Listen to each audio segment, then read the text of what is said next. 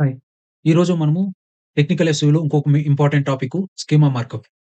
I mean structure ఈ schema markup అనేది ఏమిరంటే మన వెబ్‌సైట్‌కి ఒక స్ట్రక్చర్డ్ డేటా అనేది ప్రొవైడ్ చేస్తుందన్నమాట. అర్థమవుతుందా? స్ట్రక్చర్డ్ డేటా అనేది ఎలా అంటే ఇప్పుడు నేను మీకు చూపెడతాను.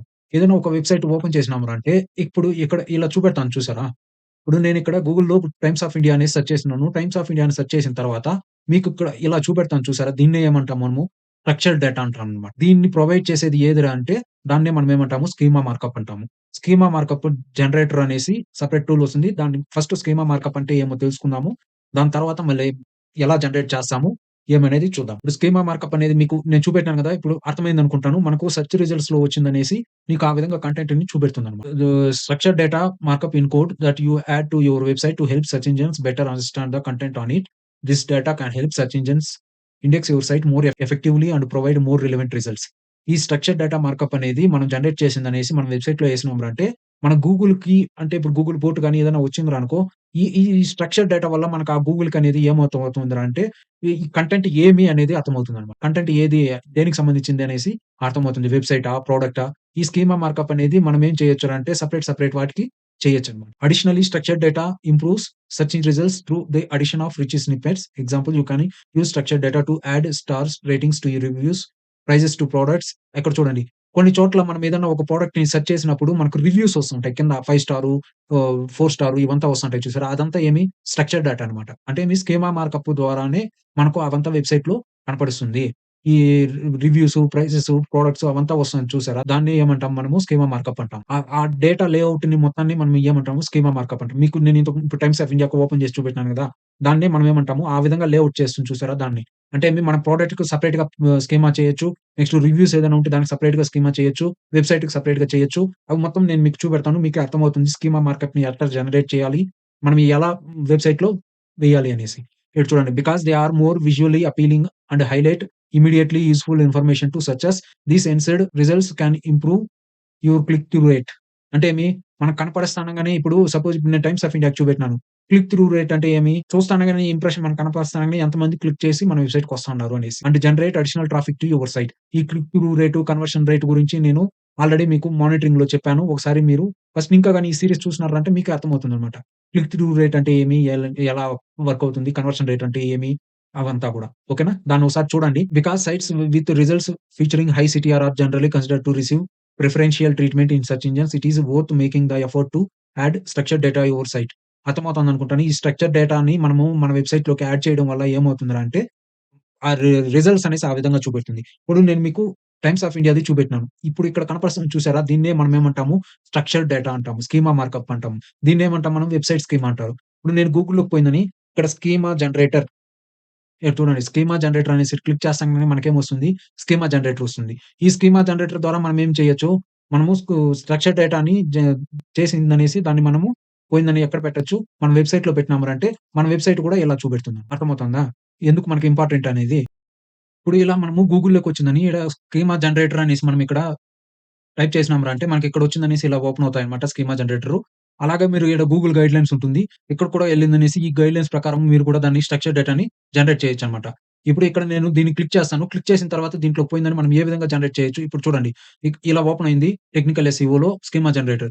దీన్నేం చేస్తాము ఇక్కడ మనకు ఆర్టికల్ కావాలనా, నెక్స్ట్ ఈవెంట్‌కి కావాలనా, ఎఫ్ఏక్యూ పేజ్‌కి కావాలనా, హౌ టు కావాలనా ఇవంతా దాంట్లో జనరేట్ చేసిన ఇప్పుడు ఒక న్యూస్ ఆర్టికల్ అనుకోండి. ఈ న్యూస్ ఆర్టికల్‌లా లేదా బ్లాగ్ పోస్టింగా అనేసి ఉంటది. న్యూస్ ఆర్టికల్ అనుకోండి. న్యూస్ స్కీమా జనరేటర్ సెపరేట్‌గా ఉంటుంది.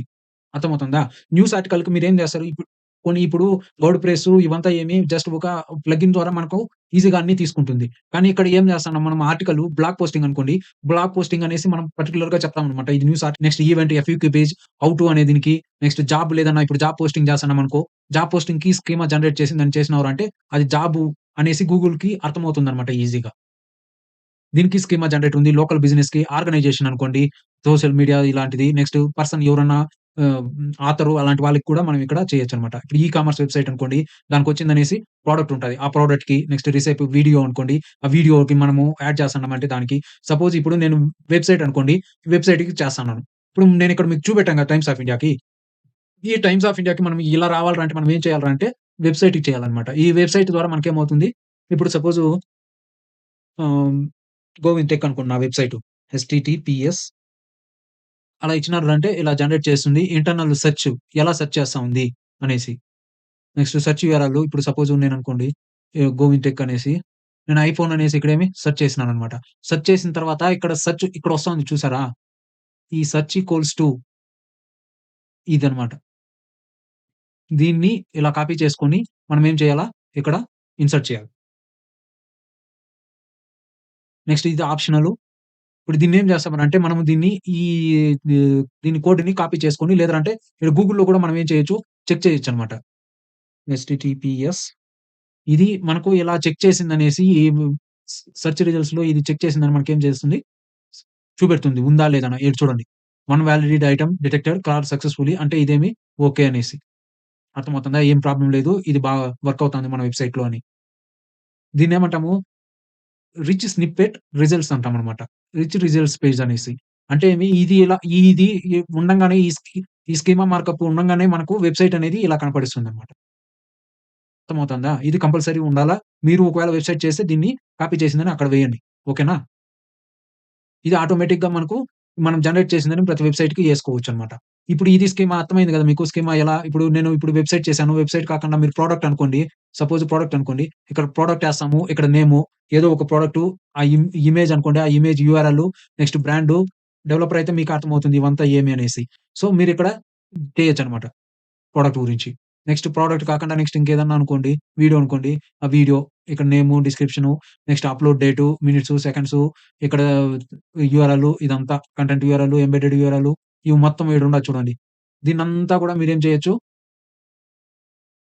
దీని ద్వారా మనం ఏం చేయొచ్చనమాట, స్కీమా జనరేట్ చేసిందనేసి దీన్ని కాపీ చేసిందని మనం ఎక్కడేస్తాము, మనం ఏ పేజ్‌లో అయితే వీడియోని మనం చేస్తున్నామో, పబ్లిష్ చేస్తున్నామో, ఆ పేజ్‌లో పోయిందని దీన్ని పేస్ట్ చేస్తామనమాట. అర్థమవుతుందా? ఇది ఒక స్ట్రక్చర్డ్ డేటాను ప్రొవైడ్ చేస్తుందన్నమాట. ప్రొడక్ట్ గాని, రివ్యూకి కానీ, దేనికి కావాలంటే దానికి. ఇప్పుడు ఇది చూడండి schema.orgలోకెళ్లినారంటే మీకు ఇటు చూపెడుతుంది మొత్తం. ఇటు చూడండి స్కీమాస్ ఏమేముంది. ఈ schema.org ఈ దీంట్లోకెళ్లినారంటే మొత్తం చూపెడుతుంది. లేదా డాక్స్‌లోకెళ్లినారంటే మీకు ఏమేం కావాలా, ఏమున్నాయి, ఏమేమి ఇన్ఫర్మేషన్ మొత్తం చూపెడుతుంది ఇక్కడ మీకు. మీకేదన్నా కావాలంటే దీంట్లోకెళ్ళిందనేసి కూడా మీరు చేసుకోవచ్చు. చు ఇటు చూడండి. అర్థమవుతుందా? ఇలా అన్నమాట. దీన్ని మొత్తాన్ని మీరేం చేయొచ్చు, ఇలా చేసిందనేసి దీన్ని కాపీ చేసిందని మీరు చేయొచ్చనమాట స్కీమా. స్కీమా మార్కప్ అంటే ఏమో అర్థమైంది గదా! స్ట్రక్చర్డ్ డేటాని ప్రొవైడ్ చేస్తుందనమాట. ఇది దేంట్లో ఇదొచ్చిందనేసి మీకు ఫిజికల్‌గా అంటే వర్డ్ ప్రెస్ అంటే ప్లగిన్స్ అలాంటివేమి యూజ్ చేయకుండా మీరు యూజ్ చేసేది దీనికి.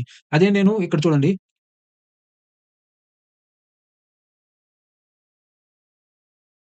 సారీ నేనిప్పుడు సపోజ్ ఇదేదైనా ఒక పోస్ట్ అనుకోండి.